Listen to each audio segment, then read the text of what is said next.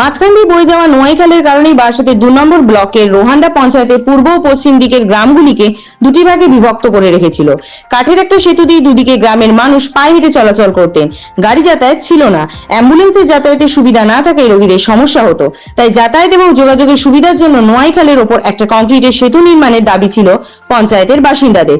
সেই দাবিকে মান্যতা দিয়ে রোহান্ডা চণ্ডীগড়ের সঙ্গে পশ্চিম দিকের দোলনগর থেকে গঙ্গানগরের যোগাযোগ আরো মসৃণ করতেই মধ্যমগ্রামের বিধায়কের তৎপরতায় রাজ্যের সেচ ও জলপথ দপ্তরের কার্যকারিতায় বুধবার নোয়াইখালের ওপর নির্মিত কংক্রিটের সেতুর উদ্বোধন হলো। এর ফলে মাত্র 20 মিনিটের মধ্যে মধ্যমগ্রামের গঙ্গানগর থেকে রাজারা চৌমাথায় পৌঁছতে পারবেন সাধারণ মানুষ। পাশাপাশি স্কুল কলেজের পড়ুয়া থেকে ব্যবসায়ীরাও এই ব্রিজ ধরে স্বচ্ছন্দে যাতায়াত করতে পারবেন। এই দিনে কংক্রিটের ব্রিজটি উদ্বোধন করেন রাজ্যের খাদ্যমন্ত্রী রতিন ঘোষ।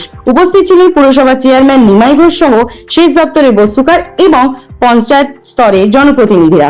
যাতায়াতের সুবিধার জন্য কংক্রিট ব্রিজ তৈরি হলেও ব্রিজের উপর আলোর একটা সমস্যা রয়ে গিয়েছে। দেখুন, ব্যাপার হচ্ছে যে এই এলাকার মানুষের দীর্ঘদিনের একটা প্রত্যাশা, সেই প্রত্যাশাটা পূরণ হলো। বাংলার মাননীয় মুখ্যমন্ত্রী আমাদের এই লালপোল ব্রিজের অনুমোদন দেওয়ার পরে আমাদের এই দপ্তরের যিনি মন্ত্রী আছেন ডক্টর মানস ভূঁইয়া, তিনি অনুমোদন দেওয়ার পরে এই ব্রিজটা আরসিসি ব্রিজ, যেটা 198 ফুট লম্বা এবং 14 ফিটের উপরে হচ্ছে তা চওড়া আছে।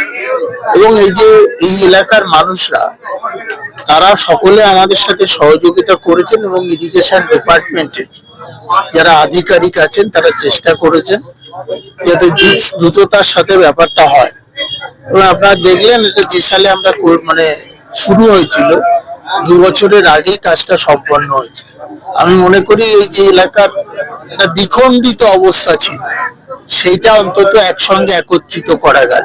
কারণ এই ব্রিজটা হওয়ার ফলে একদিকে যেমন দুর্নগর চণ্ডীগড় রোড জিপির মধ্যে যেটা আছে সেখানে যাতায়াতের একটা সুবিধা, স্কুলের ছেলে মেয়েরা বলুন, আর এদিকে আপনার এই ব্রিজ টপকালে আপনি বাদিকে নিউ টাউনে চলে যাবেন, ডান দিকে গঙ্গানগর যশোর রোড ঘুরে বিটি কলেজ হয়ে নতুন যশোর রোডে যাবেন, আবার ওপার দিয়ে গেলে আপনি ওখানেও গঙ্গানগরে উঠতে পারবেন ওল্ড যশোর রোডে, আবার ডান দিকে রোহান্ডা চণ্ডীগড়ে যেতে পারবেন।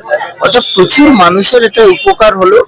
আমি ধন্যবাদ জানাই এই এলাকার মানুষরা যারা সহযোগিতা করেছেন এবং তারা বিশ্বাস রেখেছিলেন যে আমরা পারি, এবং আমাদের বাংলার মাননীয় মুখ্যমন্ত্রী মুখের সাথে তিনি যে কথা আমাদের দেন সেটা তিনি করে দেওয়ার ব্যবস্থা করেন।